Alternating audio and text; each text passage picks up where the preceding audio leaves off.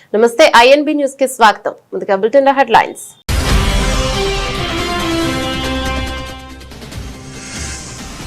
Asia cup 2025 ఫైనల్లో పాకిస్తాన్ పై భారత్ ఘన విజయం. 5 వికెట్ల తేడాతో గెలిచి ఛాంపియన్ గా నిలిచిన టీమిండియా.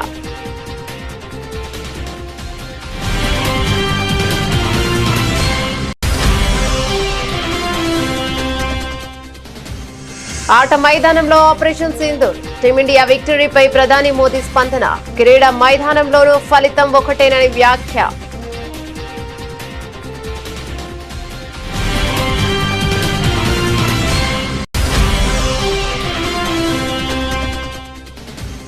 నక్సల్ రహిత భారత్ సదస్సులో అమిత్ షా కీలక వ్యాఖ్యలు. మావోయిస్టులు ఆయుధాలు వదిలేసి వస్తే రెడ్ కార్పెట్ తో స్వాగతం పలుకుతామన్న కేంద్ర హోంమంత్రి.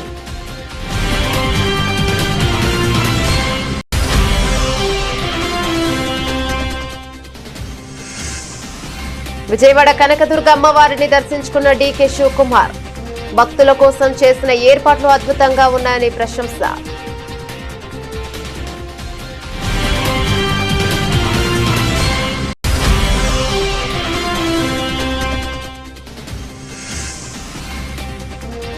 సూర్యకుమార్ యాదవ్ సంచలన నిర్ణయం. తన ఆసియా కప్ ఫీజు మొత్తం ఆర్మీకి విరాళం.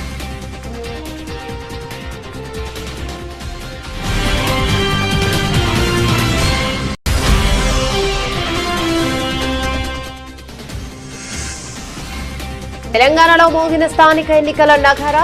షెడ్యూల్ విడుదల. అక్టోబర్ 9 నుంచి నామినేషన్ల స్వీకరణ ప్రక్రియ ప్రారంభం.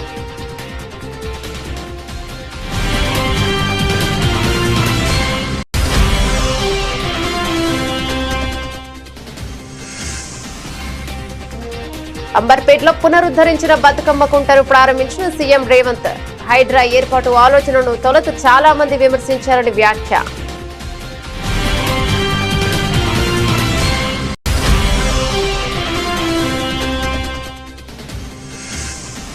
కృష్ణా గోదావరి నదుల్లో వరద ప్రవాహాలపై ఏపీ సీఎం చంద్రబాబు సమీక్ష. ముంపు ప్రాంతాల ప్రజలను అప్రమత్తం చేయాలని ఆదేశం.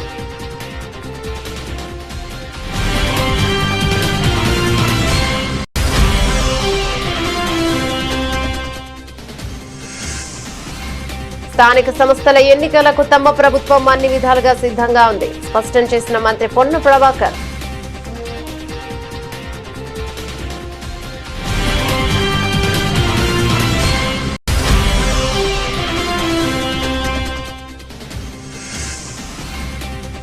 ఈఆర్సీ నిర్ణయం ప్రభుత్వానికి చెంపపెట్టు. మాజీ మంత్రి కాకాని గోవర్ధన్ రెడ్డి ధ్వజం.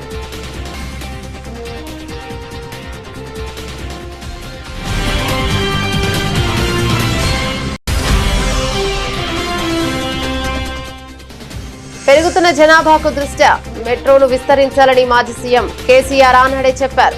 అప్పటి కేబినెట్ విషయాలను వెల్లడించిన మాజీ మంత్రి జగదీష్ రెడ్డి.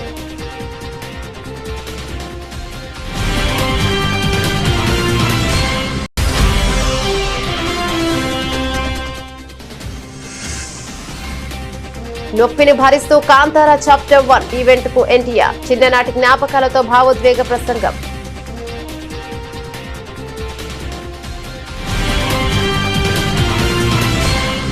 డీటెయిల్స్ చూస్తే ఆసియా కప్ 2025లో భారత జట్టు ఛాంపియన్ గా అవతరించింది. దుబాయ్ అంతర్జాతీయ క్రికెట్ స్టేడియంలో ఆదివారం జరిగిన ఉత్కంఠభరిత ఫైనల్ మ్యాచ్ లో చిరకాల ప్రత్యర్థి పాకిస్తాన్ పై 5 వికెట్ల తేడాతో టీమిండియా అద్భుత విజయం సాధించింది. బౌలింగ్ లో కుల్దీప్ యాదవ్ మాయాజాలం చేయగా, బ్యాటింగ్ లో యువ ఆటగాడు తిలక్ వర్మ అజేయ హాఫ్ సెంచరీతో జట్టును విజయ తీరాలకు చేర్చాడు. 147 పరుగుల చేజింగ్ లో టీమిండియా 19.4 ఓవర్లలో 5 వికెట్లకు 150 పరుగులు చేసింది. 147 పరుగుల సాధారణ లక్ష్యంతో బరిలోకి దిగిన భారత్ కు ఆరంభంలోనే గట్టి ఎదురుదెబ్బ తగిలింది. అభిషేక్ శర్మ 5, కెప్టెన్ సూర్యకుమార్ యాదవ్ 1, శుభ్మన్ గిల్ 12 స్వల్ప స్కోర్లకే పెవిలియన్ చేరడంతో 20 పరుగులకే 3 వికెట్లు కోల్పోయి కష్టాల్లో పడింది. క్లిష్ట సమయంలో తిలక్ వర్మ 69 నాట్అవుట్, సంజు శాంసన్ 24తో కలిసి ఇన్నింగ్స్ ను చక్కదిద్దే ప్రయత్నం చేశాడు. శాంసన్ అవుట్ అయ్యాక క్రీజుల్లోకి వచ్చిన శివం దుబే 33తో కలిసి తిలక్ వర్మ కీలక భాగస్వామ్యం నెలకొల్పాడు. దుబే కేవలం 22 బంతుల్లో 2 4లు 2 సిక్సర్లతో వేగంగా ఆడి మ్యాచ్ ను భారత్ వైపు తిప్పాడు. చివర్లో దూబే అవుట్ అయిన తిలక్ వర్మ సంయమనంతో ఆడి జట్టును గెలిపించాడు. పాక్ సీనియర్ పేసర్ హరీష్ రావు విసిరిన చివరి ఓవర్లో టీమిండియా విజయానికి 10 పరుగులు అవసరం కాక తిలక్ వర్మ ఓ సిక్సర్ కొట్టడంతో మ్యాచ్ భారత్ వైపు మొగ్గింది. రింకు సింగ్ విన్నింగ్ షాట్ గా 4 కొట్టడంతో భారత్ టోర్నీ విజేతగా అవతరించింది. అంతకు ముందు టాస్ గెలిచి బౌలింగ్ ఎంచుకున్న భారత్ పాకిస్తాన్ పై కట్టడి చేసింది. పాక్ ఓపెనర్లు షహీబ్ దాదా ఫహాన్ 57, ఫకర్ జమాన్ 46 రాణించిన మిగతా బ్యాటర్లు విఫలమయ్యారు. ముఖ్యంగా భారత స్పిన్నర్ కుల్దీప్ యాదవ్ 4 ఓవర్లలో 30 పరుగులు ఇచ్చి 4 కీలక వికెట్లు పడగొట్టి పాపి పతనాన్ని శాసించాడు. అతనిని తోడుగా జస్ప్రీత్ బుమ్రా, అక్షర్ పటేల్, వరుణ్ చక్రవర్తి తలా 2 వికెట్లు తీయడంతో పాకిస్తాన్ 19.1 ఓవర్లలో 146 పరుగులకి ఆలౌట్ అయింది. భారత బౌలర్ల సమిష్టి ప్రదర్శన, ఆ తర్వాత తిలక్ వర్మ బాధ్యతాయుతమైన ఇన్నింగ్స్ తో టీమిండియా ఆసియా కప్ ను కైవసం చేసుకుంది. భారత ఆసియా కప్ గెలవడం ఇది 9వసారి కావడం విశేషం కాగా ఈసారి ఆసియా కప్ లో భారత్ పాకిస్తాన్ జట్లు 3 సార్లు తలపడగా అన్నింటా భారత్ జట్టే విజయం సాధించింది. ఆసియా కప్ చరిత్రలో భారత్ పాక్ జట్ల ఫైనల్ గా తలపడ్డం ఇదే మొదటిసారి కాగా భారత్ తన ఆధిపత్యాన్ని నిరూపించుకుంది. ఆసియా కప్ ఫైనల్లో చిరకాల ప్రత్యర్థి పాకిస్తాన్ పై భారత క్రికెట్ జట్టు సాధించిన విజయంపై ప్రధానమంత్రి నరేంద్ర మోదీ తనదైన శైలిలో స్పందించారు. టీమిండియా ఆటగాళ్లకు అభినందనలు తెలుపుతూ ఆయన చేసిన ఒక పోస్ట్ ఇప్పుడు ఆసక్తికరంగా మారింది. తన అభినందన సందేశంలో ఆపరేషన్ సింధూర్ అనే పదాన్ని ప్రయోగించడం విశేషం. క్రీడా మైదానంలో భారత జట్టు చూపిన అద్భుత ప్రదర్శనను ప్రశంసిస్తూ ప్రధాని మోదీ తన అభిప్రాయాన్ని పంచుకున్నారు. ఆట మైదానంలో ఆపరేషన్ సింధూర్ ఎక్కడైనా ఫలితం ఒక్కటే, భారత్ విజేత అని ఆయన పేర్కొన్నారు. ఈ విజయం సాధించిన మన క్రికెటర్లకు అభినందనలు అంటూ తన పోస్ట్ ను ముగించారు. సాధారణంగా భారత జట్టు కీలక విజయాలు నమోదు చేసినప్పుడు ప్రధాని మోదీ అభినందనలు తెలపడం పరిపాటి. అయితే ఈసారి కాస్త వినూత్నంగా ఒక ప్రత్యేకమైన పదాన్ని ఉపయోగించి శుభాకాంక్షలు తెలపడం చర్చనీయాంశంగా మారింది. భారత విజయాన్ని ఆపరేషన్ సింధూర్ తో పోల్చడం ద్వారా గెలుపు ప్రాధాన్యతను ఆయన చెప్పకనే చెప్పారు. ఈ విజయం పట్ల దేశవ్యాప్తంగా క్రీడాభిమానులు హర్షాన్ని వ్యక్తం చేస్తుండగా ప్రధాని అభినందనలు జట్టులో కొత్త ఉత్సాహాన్ని నింపాయి. దేశంలో నక్సలిజం శాశ్వత పరిష్కారం దిశగా కీలక అడుగులు పడుతున్న వేళ కేంద్ర హోంశాఖ మంత్రి అమిత్ షా కీలక వ్యాఖ్యలు చేశారు. మావోయిస్టుల కాల్పుల విరమణ ప్రతిపాదనను తిరస్కరించిన ఆయన వారు ఆయుధాల బదిలీ లొంగిపోయేందుకు ముందుకొస్తే స్వాగతిస్తామని తెలిపారు. ఈ క్రమంలో భద్రతా దళాల నుంచి ఒక్క బుల్లెట్ కూడా ప్రయోగించబోమని అమిత్ షా హామీనిచ్చారు. నక్సల్ రహిత భారత్ పై ఢిల్లీలో నిర్వహించిన సదస్సు ముగింపు సమావేశంలో అమిత్ షా మాట్లాడారు. ఇటీవల మావోయిస్టుల నుంచి వచ్చిన లేఖపై స్పందిస్తూ ఇప్పటి వరకు జరిగిన పొరపాటేనని వారు పేర్కొనడం గమనార్హం. కాల్పుల విరమణ ప్రకటించాలని లొంగిపోవాలనుకుంటున్నామని వారు సూచించారు. కానీ లొంగిపోవాలనుకుంటే విరమణ అవసరం లేదు, ఆయుధాలు వదిలి ముందుకు రండి, స్వాగతించేందుకు సిద్ధంగా ఉన్నామని పేర్కొన్నారు. మావోయిస్టుల హింసపై మౌనం వధిస్తూ వారిని సిద్ధాంతపరంగా మద్దతిస్తున్న వామపక్షాలను అమిత్ షా ప్రశ్నించారు. ఆపరేషన్ బ్లాక్ ఫారెస్ట్ ప్రారంభించినప్పుడు మానవ హక్కుల పేరు చెప్పి విమర్శలు చేసేవారు గిరిజన బాధితుల కోసం ఆగిపోయిన అభివృద్ధిని ఆ పార్టీలు ఎందుకు అడగడం లేదు అని ప్రశ్నించారు. నక్సలిజంపై కేంద్రం చేస్తున్న చర్యలు చివరి దశలో ఉన్నాయని, వచ్చే ఏడాది మార్చి 31 నాటికి దేశంలో నక్సలిజాన్ని పూర్తిగా తుదముట్టిస్తామని అమిత్ షా పునరుద్ఘాటించారు. ऐसा मानते हैं कि नक्सलवाद की हथियारी गतिविधियां समाप्त होने के साथ ही नक्सलवाद की समस्या समाप्त हो जाएगी, मगर ऐसा है नहीं। इस देश में नक्सलवादी समस्या क्यों पनपी, क्यों बढ़ी, क्यों विकसित हुई, इसका वैचारिक पोषण किसने किया? और जब तक भारत का समाज ये थियोरी का, ये नक्सलवाद के विचार का वैचारिक पोषण, लीगल समर्थन और वित्तीय पोषण करने वाले समाज में बैठे हुए लोगों को समझ नहीं लेता है और उन लोगों को हम वापिस नहीं लाते हैं, तब तक नक्सलवाद के खिलाफ लड़ाई समाप्त नहीं हो जाएगी। हम हथियारी नक्सलियों को सरेंडर कर या हमारे जवान उनसे मुकाबला कर उनको अरेस्ट कर आमना सामना होगा तो न्यूट्रलाइज कर समाप्त कर सकते हैं, मगर ये विचार के लिए हमें आगे बहुत कुछ करने की जरूरत पड़ेगी। और उस दृष्टि से मैं यहां पर जो चर्चाएं हुई हैं उसको समय उचित भी मानता हूं और बहुत जरूरी भी मानता हूं। దసరా శరన్నవరాత్రి ఉత్సవాలతో విజయవాడ ఇంద్రకీలాది భక్తులతో కిటకిటలాడుతుంది. ఉత్సవాల్లో అత్యంత ముఖ్యమైన మూల నక్షత్రం సందర్భంగా సోమవారం కనకదుర్గమ్మ అమ్మవారు సరస్వతీదేవి అలంకారంలో భక్తులకు దర్శనమిస్తున్నారు. ఈ పవిత్రమైన రోజున అమ్మవారిని దర్శించుకునేందుకు పలువురు రాజకీయ ప్రముఖులు ఆలయానికి తరలివచ్చారు. కర్ణాటక ఉప ముఖ్యమంత్రి డీకే శివకుమార్, ఆంధ్రప్రదేశ్ మంత్రి కొలుసు పాదసారథి అమ్మవారిని దర్శించుకుని ప్రత్యేక పూజలు నిర్వహించారు. ఇక ఈ ఉదయం ఆలయానికి చేరుకున్న కర్ణాటక ఉప ముఖ్యమంత్రి డీకే శివకుమార్ వేద పండితులకు ఆలయ అధికారులు సాంప్రదాయబద్ధంగా స్వాగతం పలికారు.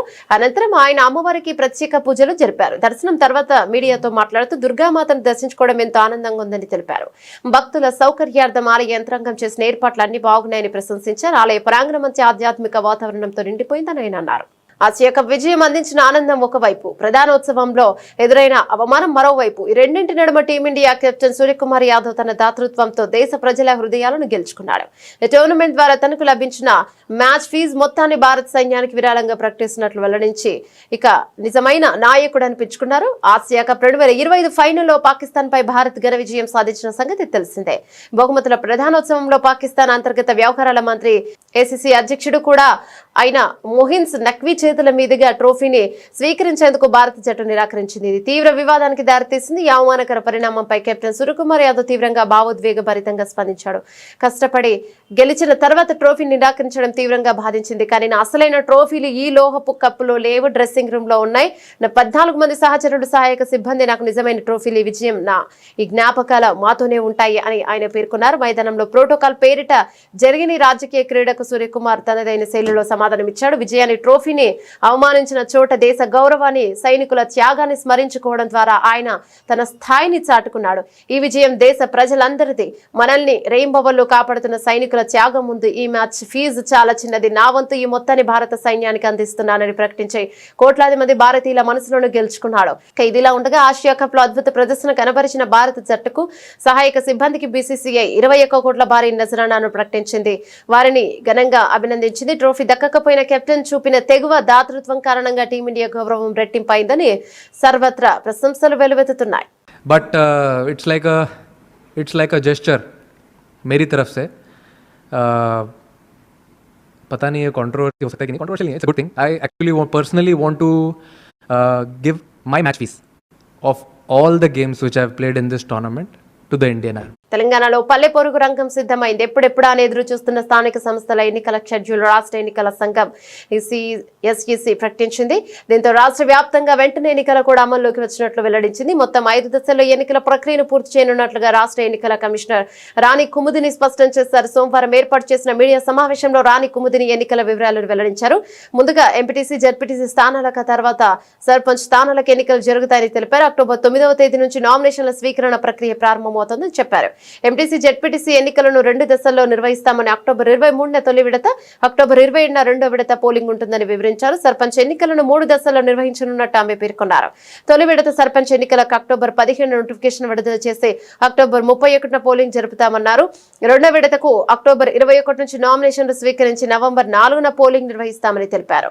ఇక మూడో విడతకు అక్టోబర్ 25న నామినేషన్ల ప్రక్రియ మొదలుపెట్టి నవంబర్ 8న పోలింగ్ ఉంటుందని స్పష్టం చేశారు. స్థానిక సంస్థలు, రూరల్ ఏరియాస్లో గ్రామ పంచాయతీలు, ఎంపీటీసీలు, జెడ్పీటీసీల స్థానాలు ఏవైతే వేకెంట్గా ఉన్నాయో వాటికి సంబంధించిన గ్రామవారీ వేకెన్సీలు, అలాగే ఎంపీటీసీ, జెడ్పీటీసీ వారీగా వేకెన్సీలు నిన్న సాయంత్రం అన్ని వివరాలతో జిల్లా ఎలక్షన్ అథారిటీస్ అందరూ కూడా గెజెట్ నోటిఫికేషన్ ఇష్యూ చేశారు.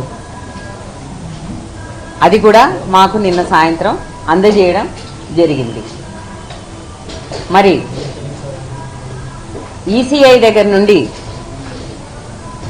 ఎలక్టరల్ రోల్స్ తెప్పించుకొని వాటిని పోలింగ్ స్టేషన్ వారీగా, వార్డుల వారీగా, గ్రామ పంచాయతీ వారీగా, ఎంపీటీసీల వారీగా కూడా మేము పబ్లిష్ చేసి ఎలక్టరల్ రోల్స్కి సంబంధించి అన్ని పొలిటికల్ పార్టీస్తో కూడా జిల్లా ఎలక్షన్ అధికారులు మీటింగులు పెట్టి సెప్టెంబర్ 10 నాటికి ఈ ఎలక్టరల్ రోల్స్ని పబ్లిష్ చేయటం అన్నది జరిగింది. గ్రామ పంచాయతీలకు కూడా, ఎంపీటీసీ, జెడ్పీటీసీలకు కూడా ఉపయోగించేటటువంటి ఎలక్టరల్ రోల్స్ ఇవి ఈసీఐ కొత్త నిబంధనలు అనుసరించి వారు జూలైలో ప్రచురించినటువంటి ఎలక్టరల్ రూల్స్, అలాగే జూలై 15వ తారీఖు వరకు సవరించినటువంటి రూల్స్ మాకు డేటాను వాళ్ళు ఇవ్వడం జరిగింది. ఆ డేటా డౌన్లోడ్ చేసుకున్న పిదప మండలాల వారీగా జిల్లా ఎలక్షన్ అధికారులు ఎంపీడీఓల ద్వారా, డిపిఓల ద్వారా ఈ ఎలక్టరల్ రోల్స్ అన్నది విభజించి అదేవిధంగా డ్రాఫ్ట్స్ కూడా ఇచ్చి తదుపరి ఆ ఒక డ్రాఫ్ట్ మీద అబ్జెక్షన్స్ కానీ రిమార్క్స్ కానీ కాల్ ఫార్ చేసి ఎంత వర్షాలు వచ్చినా సరే అట్లాంటి సిచ్యువేషన్లో కూడా డిస్ట్రిక్ట్ ఎలక్షన్ అథారిటీస్ చాలా చక్కగా ఎలక్టరల్ రూల్స్ ఫైనల్ చేసి పబ్లిష్ చేశారు. తదుపరి ప్రిపరేటరీ యాక్టివిటీస్ చిన్న చిన్నవి ఉంటే అవి కూడా కంప్లీట్ చేసుకున్నాం. మెయిన్గా ఇవి రెండే, వేకెన్సీస్ని గెజెట్ చేయటం, ఎలక్టరల్ రోల్స్ని పబ్లిష్ చేయటం అనేది రెండు ముఖ్యమైన కార్యక్రమాలు కాబట్టి వాటిని పూర్తి చేసుకున్న పిదప ఇప్పుడు ఈ వేకెన్సీస్కి టైం షెడ్యూల్ ఇవ్వాలని చెప్పి ఈరోజు మీ ద్వారా అందరి ఓటర్స్కి కూడా తెలియజేయడం జరుగుతున్నది. ఏదైనా ఒక మంచి పనికి శ్రీకారం చుట్టినప్పుడు విమర్శలు రావడం సర్వసాధారణం. మరి వాటిని పట్టించుకోకుండా లక్ష్యం వైపు కొనసాగినప్పుడే మంచి ఫలితాలు వస్తాయని తెలంగాణ ముఖ్యమంత్రి రేవంత్ రెడ్డి అన్నారు. హైదరాబాద్ నగరంలోని చెరువుల పరిరక్షణ కోసం Hyderabad roads and buildings authority ఏర్పాటు ఆలోచన చేసినప్పుడు కూడా తనపై ప్రారంభంలో విమర్శలు వచ్చాయని ఆయన గుర్తు చేశారు. బతుకమ్మ పండుగను పురస్కరించుకుని అంబర్పేటలో సుదీర్ఘ కాలం కబ్జాలకు గురైన కనుమరుగైన బతుకమ్మ కుంటను పునరుద్ధరించిన తర్వాత ఆదివారం ఆయన ప్రారంభించారు. సందర్భంగా ఏర్పాటు చేసిన సభలో సీఎం మాట్లాడారు. ఒకప్పుడు ఆనవాలు కూడా లేకుండా పోయిన బతుకమ్మ కుంటను తిరిగి పునరుద్ధరించడం ఒక గొప్ప మైలురాయి అని రేవంత్ రెడ్డి అభివర్ణించారు. 7.15 కోట్ల వ్యయంతో 14.16 ఎకరాల విస్తీర్ణంలో హైడ్రా చేపట్టిన పనులను ఆయన అభినందించారు. కార్యక్రమానికి బతుకమ్మలతో హాజరై స్థానిక మహిళలు ముఖ్యమంత్రికి ఘన స్వాగతం పలికారు. సందర్భంగా హైడ్రా రూపొందించిన ప్రత్యేక గీతాన్ని సీఎం ఆవిష్కరించారు. నేను హైడ్రా ఆలోచన చేసినప్పుడు చాలామంది చాలా రకాలుగా మాట్లాడారు. కొంతమందికి అర్థం కాలేదు, కొంతమందికి అర్థమయ్యి వాళ్ళ యొక్క కబ్జాలు, వాళ్ళ యొక్క ఆలోచనలు భవిష్యత్తులో సాగవని బురద జల్లే ప్రయత్నం చేసింది. ఎవరెన్ని ప్రయత్నాలు చేసినా మంచి పని చేయాలనుకున్నప్పుడు, ఒక సంకల్పంతో ముందుకు వెళ్ళాలనుకున్నప్పుడు కొన్ని ఒడిదుడుకులు వస్తాయి. ఆ ఒడిదుడుకులను సమయస్ఫూర్తితోనో సమయము సందర్భాన్ని బట్టి వాటిని పరిష్కరించుకుంటూ ముందుకు వెళ్ళాలి. రాష్ట్రంలో నదీ ప్రవాహాలు, రిజర్వాయర్లలో నీటి నిల్వలపై ఆంధ్రప్రదేశ్ ముఖ్యమంత్రి చంద్రబాబు నాయుడు ఆదివారం రాత్రి ఉన్నతాధికారులతో సమీక్ష నిర్వహించారు. ఇక డైనమిక్ ఫ్లడ్ మేనేజ్మెంట్ తో నీటి వనరుల సంపూర్ణ వినియోగం జరిగేలా చూడాలని సీఎం సూచించారు. ఎగువ రాష్ట్రాల నుంచి వస్తున్న వరద ప్రవాహాలను రియల్ టైంలో అంచనా వేస్తూ అవసరమైన చర్యలు తీసుకోవాలని ఆదేశించారు. రెయిన్ గేజెస్ ద్వారా కురిసిన వర్షాన్ని లెక్కించి ఫ్లడ్ మేనేజ్మెంట్ చేపట్టాలన్నారు. వర్షపాతం, ఎగువ రాష్ట్రాల నుంచి వచ్చే నీటి ప్రవాహాల సమాచారాన్ని విశ్లేషించి సమన్వయంతో అన్ని రిజర్వాయర్ పూర్తిగా నింపాలని సీఎం సూచించారు. అదేవిధంగా సాధ్యమైన ఎక్కువ చెరువులను నీటితో నింపాలని ఆదేశించారు.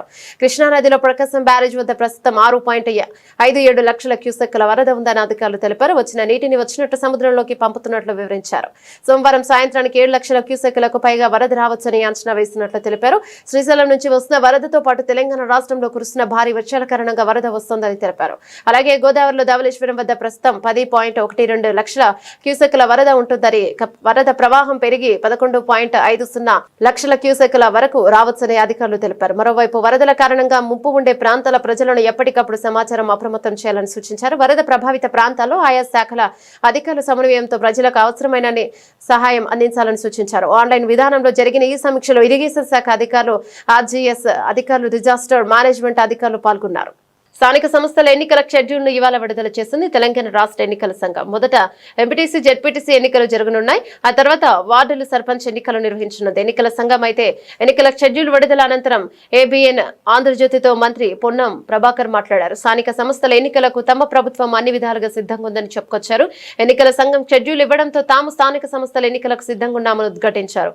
కొంతమంది ఉద్దేశపూర్వకంగా కోర్టులను ఆశ్రయించి ఎన్నికలు ఆపాలని చూస్తే చేసేదేం లేదని చెప్పుకొచ్చారు. తమ ప్రభుత్వానికి ప్రజల్లో ఎక్కడ వ్యతిరేకత లేదని, అసంతృప్తి లేదని స్పష్టం చేశారు. 100% స్థానాలు తామే గెలుస్తామని ధీమాను వ్యక్తం చేశారు. ఎంఏయుడి హెచ్ఎండిఏ మరియు జిహెచ్ఎంసీలలో అవినీతి జరుగుతోందనే ఆరోపణలు చేస్తున్న వారు హైదరాబాద్ ఇన్ఛార్జ్ మంత్రిగా తన దృష్టికి తీసుకురావాలని సూచించారు. బ్రేక్ఫాస్ట్ పథకం ద్వారా చాలా మంది ఆకలి తీరుతోందని, ₹5కే బ్రేక్ఫాస్ట్ పథకం ద్వారా ఆకలి తీరుతోందని వివరించారు. ప్రస్తుతం బ్రేక్ఫాస్ట్ పథకం 80 చోట్ల మాత్రమే అమల్లో ఉందని తెలిపారు. రాబోయే రోజుల్లో 150 డివిజన్లలో అందుబాటులోకి తెస్తామని మంత్రి పొన్నం ప్రభాకర్ తెలిపారు. చట్టబద్ధంగా, న్యాయబద్ధంగా, ప్రామాణికంగా అన్ని లెక్కలు తీసుకొని మళ్ళీ చెప్తా ఉన్నాం. ఇలా నోటికాడి ముద్ద 42% ఎన్నికల షెడ్యూల్ వచ్చింది. ఎవరెక్కడ పోటీ చేస్తారో తెలుస్తా ఉంది. ఇటువంటి సందర్భంలో తప్పకుండా ఎవరు అన్యాయం చేయొద్దని కోరుతా ఉన్నాం. అందుకే రాజకీయ పార్టీల అఫిడవిట్ కోర్టులో ఏమని అడుగుతా ఉన్నాం. నోరోటి నొసలోడు ఆడితే నడవదు. కాబట్టి ఇవాళ మా అభిప్రాయాలను తెలంగాణ సామాజిక న్యాయం కోరే అందరూ కూడా, ఇంక్లూడింగ్ జర్నలిస్టులతో సహా, ఇవాళ ఈ అంశానికి మద్దతు ఇచ్చి ఒక సామాజిక మార్పుకు తెలంగాణ ఆనాడు భూమి కోసం, ముక్తి కోసం, విముక్తి కోసం పోరాటం జరిగింది. ఆనాడు నియంతృత్వానికి, నిరంకుశానికి వ్యతిరేకంగా పోరాటం జరిగింది. తర్వాత తెలంగాణ ఉద్యమ సాధనకు జరిగింది. ఇవాళ తెలంగాణ సామాజిక న్యాయం కొరకు జరుగుతుంది. ఇప్పుడే తెలంగాణ తొలి రాష్ట్రంగా దేశానికి ఆదర్శంగా కావడానికి ప్రయత్నం జరుగుతుంది. అందరూ సహకరించాలని కోరుతాను. తన అనుమతి లేకుండా విద్యుత్ ఛార్జీల పేరుతో ప్రజలపై భారం మోపేందుకు ప్రభుత్వానికి ఏపీఈఆర్సీ తలంటితే సిగ్గుపడాల్సింది పోయి ట్రూ డౌన్ పేరుతో విద్యుత్ ఛార్జీలను తగ్గిస్తున్నట్లుగా ఎల్లో మీడియా ద్వారా చంద్రబాబు ప్రచారం చేసుకోవడం ఆయన దివాలా కోరుతనంకు నిదర్శనమని వైఎస్ఆర్ కాంగ్రెస్ పార్టీ నెల్లూరు జిల్లా అధ్యక్షుడు మాజీ మంత్రి కాకాని గోవర్ధన్ రెడ్డి ఆగ్రహాన్ని వ్యక్తం చేశారు. ట్రూ డౌన్ వల్ల వినియోగదారులకు వెనక్కివాల్సిన ₹923.55 కోట్లను తాను ఎంతో ఉదారంగా తగ్గిస్తున్నట్లు చెప్పుకోవడానికి సిగ్గులేదా అని ప్రశ్నించారు. నెల్లూరులోని పార్టీ జిల్లా కార్యాలయంలో మీడియాతో మాట్లాడుతూ అధికారంలోకి వస్తే విద్యుత్ ఛార్జీలను తగ్గిస్తానని ఎన్నికల్లో హామీ ఇచ్చిందే కాకుండా సీఎం అయ్యే ఏడాదిలోనే ప్రజలపై చంద్రబాబు 19,000 కోట్ల విద్యుత్ భారం మోపాడని ధ్వజమెత్తారు. నిద్ర లేచింది మొదలు అబద్దాలు చెప్పడం అలవాటుగా మార్చుకున్న చంద్రబాబు ఇళ్ల నిర్మాణం గురించి అసెంబ్లీలో పచ్చి అబద్దాలు మాట్లాడారని, వైఎస్ఆర్సీపీ హయాంలో నిర్మించిన ఇళ్లను కూడా తానే కట్టినట్టు ప్రచారం చేసుకోవడం సిగ్గుచేటని కాకాని మండిపడ్డారు. 16 నెలల్లో పేదవాడికి 1 సెంటు ఇంటి స్థలం ఇవ్వలేని చంద్రబాబు ఏకంగా 3 లక్షల ఇళ్లు పూర్తి చేశానని ఎలా చెప్తున్నారని ప్రశ్నించారు. 19,000 కోట్ల రూపాయలు వీరబాదుడు బాది ఎలక్ట్రిసిటీ రెగ్యులేటరీ కమిషన్ మీరు చేసింది తప్పు అని మొట్టికాయలు వేసి చెంపదెబ్బ కొట్టి మీరు ప్రజల దగ్గర అధికంగా వసూలు చేసినటువంటి మొత్తాన్ని వెనక్కి ఇవ్వండి అని అంటే దానిని చంద్రబాబు నాయుడు తన ఘనతగా చెప్పుకోవడం, కొన్ని ఎల్లో మీడియాకు సంబంధించినటువంటి చంద్రబాబు నాయుడు అనుకూల మీడియా ఏ రోజు లేనటువంటి విధంగా చరిత్రలో ఈరోజు చంద్రబాబు నాయుడు గారు ఇది ప్రజలకి భారం తగ్గించాడు అని చెప్పి మాట్లాడడం అనేటువంటిది, ఆయన ఘనతగా ఈరోజు మాట్లాడడం అనేటువంటిది దౌర్భాగ్యపు ఎల్లో మీడియాలో ఏమి మాట్లాడాలో కూడా తెలియనటువంటి పరిస్థితి. ఈ మాట ఎందుకు చెప్తున్నామంటే వాస్తవాలు తెలియాల్సినటువంటి పరిస్థితి. దాదాపుగా ఈరోజు లెక్క కడితే విద్యుత్ ఛార్జీల విషయంలో చంద్రబాబు ప్రభుత్వానికి ఎలక్ట్రిసిటీ రెగ్యులేటరీ కమిషన్ మొట్టికాయలు వేసి 923,55 కోట్ల ప్రజల నుంచి మీరు ఏదైతే అధికంగా వసూలు చేశారో, చేయకుండా పరిమితిని మించి ఎటువంటి ఆమోదం లేకుండా అన్యాయంగా అక్రమంగా ప్రజల నుంచి మీరు వసూలు చేసినటువంటి మొత్తం 923,55 కోట్ల నవంబర్ 1 సంవత్సర కాలంలో దీన్ని సర్దుబాటు చేయండి అని చెప్పి ఆదేశాలు ఇస్తే, నవంబర్ నుంచి దాన్ని సర్దుబాటు చేయడానికి ఈరోజు చర్యలను ఉపక్రమించండి అని చెప్పి ఆదేశిస్తే ఎలక్ట్రిసిటీ రెగ్యులేటరీ కమిషన్ దాని ప్రకారం ఈరోజు తగ్గించి ఈరోజు దానికి సంబంధించినటువంటి దాంట్లో ఏదో ఊరట కలిగించినట్టుగా మాట్లాడడం అనేటువంటిది దురదృష్టకరమైనటువంటి విషయం. ఎందుకు చెప్తున్నామంటే మీరు చెప్పాల్సింది ప్రజల దగ్గర అక్రమంగా వసూలు చేసినటువంటి మొత్తం. పెరుగుతున్న జనాభాకు ఇంకో 50 సంవత్సరాలకు సరిపోయే పద్ధతిలో మెట్రోను 3 ఫేజ్లో విస్తరించాలని మాజీ సీఎం కేసీఆర్ ఆనాడు చెప్పారని మాజీ మంత్రి ఎమ్మెల్యే జగదీష్ రెడ్డి గుర్తు చేశారు. ఈ విషయమైన ఆయన మాట్లాడుతూ దీనిపై ఇప్పటికీ కేబినెట్ సమావేశంలో చర్చ చేసి మంత్రుల అభిప్రాయాలను తీసుకుని అవసరమున్న చోట్ల మెట్రో విస్తరణ చేయడానికి ప్రణాళికలు చేశారన్నారు. 3 ఫేజ్లో హైదరాబాద్ లోని అన్ని ప్రాంతాల ప్రజలకు అనువుగా ఉండేటట్టు శంషాబాద్ ఎయిర్పోర్ట్ కు కలుపుతూ మెట్రోను కట్టాలని కేసీఆర్ ప్రణాళికలు చేశారని జగదీష్ రెడ్డి చెప్పుకొచ్చారు. కేసీఆర్ గారు మెట్రోను 3 ఫేజ్లలో ఎట్లా చేసుకుంటూ పోవాలి, పెరుగుతున్న జనాభా అవసరాలకి ఇంకా 50 సంవత్సరాల అవసరాలకు సరిపోయే పద్ధతుల్లో ఏ రకంగా దాన్ని పెంచుకుంటూ పోవాలి, విస్తరించుకుంటూ పోవాలి అనే దానికి ఒక శాస్త్రీయమైన సర్వే చేయించి మెట్రో విస్తరణను కూడా చెప్పారు. చాలా స్పష్టంగా క్యాబినెట్లో చర్చ చేసి మంత్రుల సలహాలు సూచనలు కూడా తీసుకొని ఇంకా కొన్ని చోట్ల ఏదైనా మిస్ అయింది, ఇగో ఇది అవసరం ఉంది అని అనుకున్న చోట పెంచి, నిజంగా అక్కడ అంత అవసరం ఉందా లేదా మంత్రులు ఎమ్మెల్యేలు అడిగినంత మాత్రాన మనం ఇవ్వద్దు, అక్కడ అవసరం ఉందా లేదా, అంతమంది ఆదాయం వస్తుందా లేదా, అది నడవడానికి సరిపోయే పద్ధతుల్లో చూసి మాత్రమే చేయాలి అని చెప్పి స్పష్టంగా చెప్పాను. ఆ ప్రాంతాలు కూడా ఎక్కడెక్కడ కేసీఆర్ గారు ప్రతిపాదించారనేది. సరే, మనం మొదటిది ఫేజ్ 1 69 కిలోమీటర్లు మియాపూర్ నుంచి LB Nagar, Jubilee bus station నుంచి ఎంజీబీఎస్, ఫలక్నుమాకి, నాగోలు, రాయదుర్గు. ఇవి మొదటి ఫేజ్లో వాళ్ళు ప్రారంభం చేసిపోయిన 30% పనిచేసిన కేసీఆర్ గారు రాగానే 2 ఏళ్లలోనే దాని వెంటబడి మిగతా 70% పూర్తి చేసి వాళ్ళ సేవలు అందిస్తూ ఉన్నాయి. ఫేజ్ 2లో కూడా రాయదుర్గు నుంచి శంషాబాద్ ఎయిర్పోర్ట్కి, బీహెచ్ఏఎల్ నుంచి లక్డికాపూల్కి 26 కిలోమీటర్లు, నాగోల్ నుంచి ఎల్బీ నగరు ఆ లింక్ ఏదైతుందో 5 కిలోమీటర్లు, ఎంజీబీఎస్ ఫలక్నుమా 5.5 కిలోమీటర్లు. ఇది సెకండ్ ఫేజ్లో ప్రతిపాదన పెట్టి దానికి పూర్తి స్థాయిలో పనులు మొదలుపెట్టే ప్రక్రియలో ప్రారంభం చేశారు. అదేవిధంగా థర్డ్ ఫేజ్లో బీహెచ్ఎల్ నుంచి పటాన్ చెరు, ఇస్నాపూర్ ఓఆర్ఆర్ వరకు 13 కిలోమీటర్లు, ఎల్బీ నగర్ నుంచి పెదంబర్పేట 13 కిలోమీటర్లు, 8 స్టేషన్లు ఎల్బీ నగర్ నుంచి పెదంబర్పేటకి, శంషాబాద్ నేషనల్ హైవే మెట్రో నుంచి కొత్తూరు, షాద్నగర్ వరకు 28 కిలోమీటర్లు.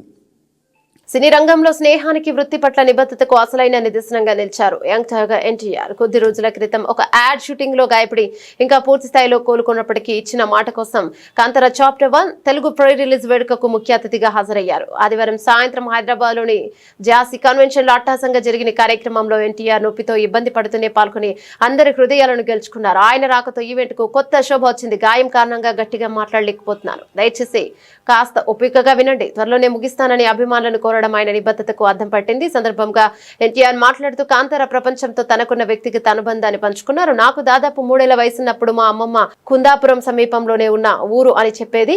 అక్కడి దైవాలైన గులిగా, పంజుర్లి గురించి ఎన్నో కథలు చెప్పేది. అవన్నీ వింటున్నప్పుడు ఇలా నిజంగా జరుగుతుందా అని నాకు ఎన్నో సందేహాలు వచ్చేవి. కథలంటే నాకు చాలా ఇష్టం అంటూ తన బాల్య స్మృతులను నెమరు వేసుకున్నారు.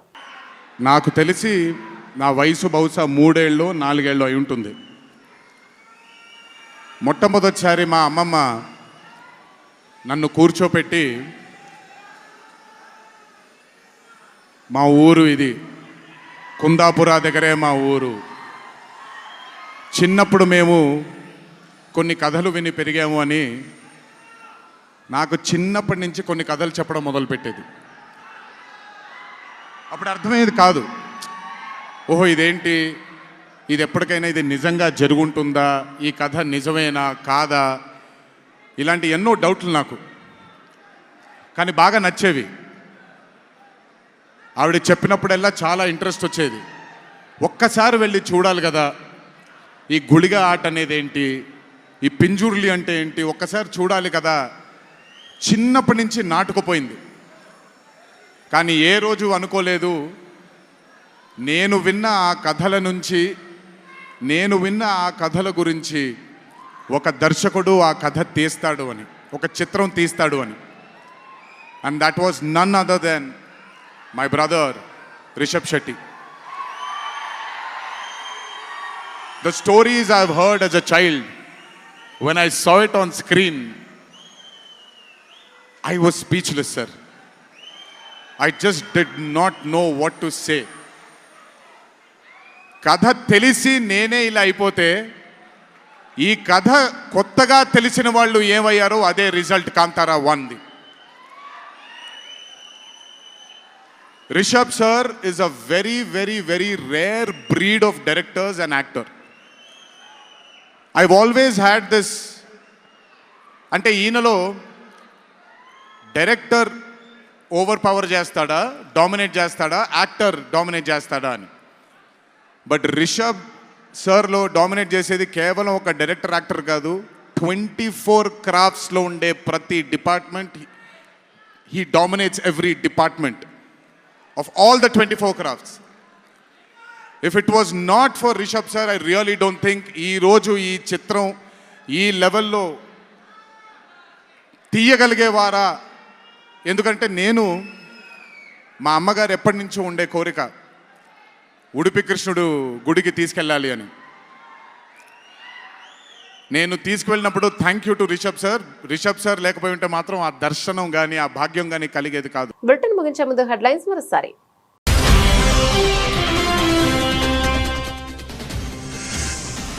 ఆసియా కప్ 2025 ఫైనల్లో పాకిస్తాన్ పై భారత్ ఘన విజయం. 5 వికెట్ల తేడాతో గెలిచి ఛాంపియన్ గా నిలిచిన టీమిండియా.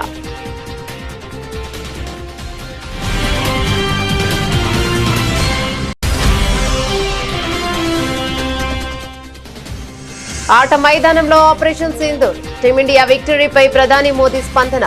క్రీడా మైదానంలోనూ ఫలితం ఒకటేనని వ్యాఖ్య.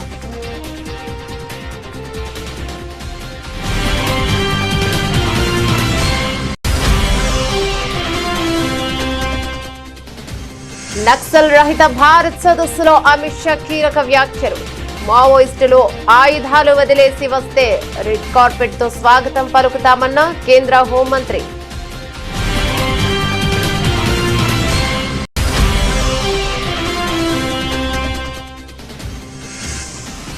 విజయవాడ కనకదుర్గ అమ్మవారిని దర్శించుకున్న డీకే శివకుమార్.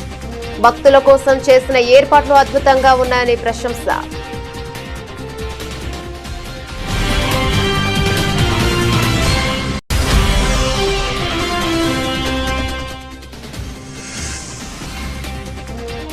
సూర్యకుమార్ యాదవ్ సంచలన నిర్ణయం. తన ఆసియా కప్ ఫీజు మొత్తం ఆర్మీకి విరాళం.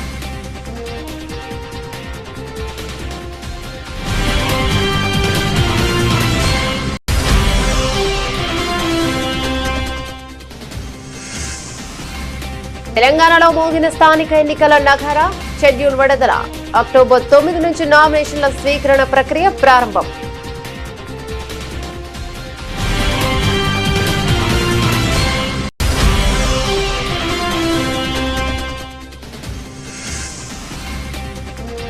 అంబర్పేటలో పునరుద్ధరించిన బతుకమ్మ కుంటను ప్రారంభించిన సీఎం రేవంత్.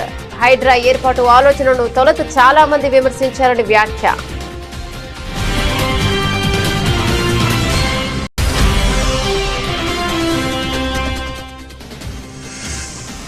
కృష్ణా గోదావరి నదుల్లో వరద ప్రవాహాలపై ఏపీ సీఎం చంద్రబాబు సమీక్ష.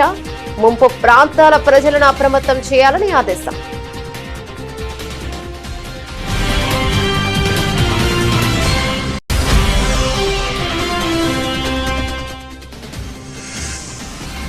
స్థానిక సంస్థల ఎన్నికలకు తమ ప్రభుత్వం అన్ని విధాలుగా సిద్ధంగా ఉంది స్పష్టం చేసిన మంత్రి పొన్న ప్రభాకర్.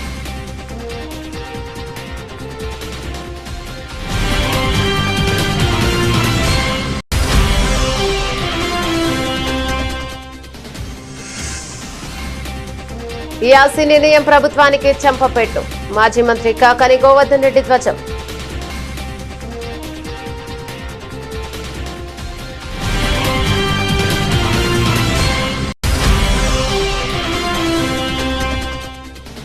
పెరుగుతున్న జనాభాకు దృష్ట్యా మెట్రోను విస్తరించాలని మాజీ సీఎం కేసీఆర్ ఆనాడే చెప్పారు. అప్పటి కేబినెట్ విషయాలను వెల్లడించిన మాజీ మంత్రి జగదీష్ రెడ్డి.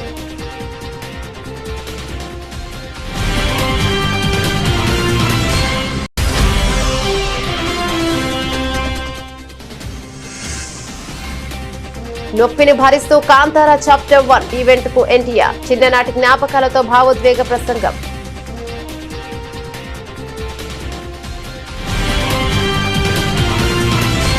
ఇవి బులెటిన్ డీటెయిల్స్. మరో బులెటిన్ లో మళ్ళీ కలుద్దాం. అంతవరకు సెలవు. నమస్తే.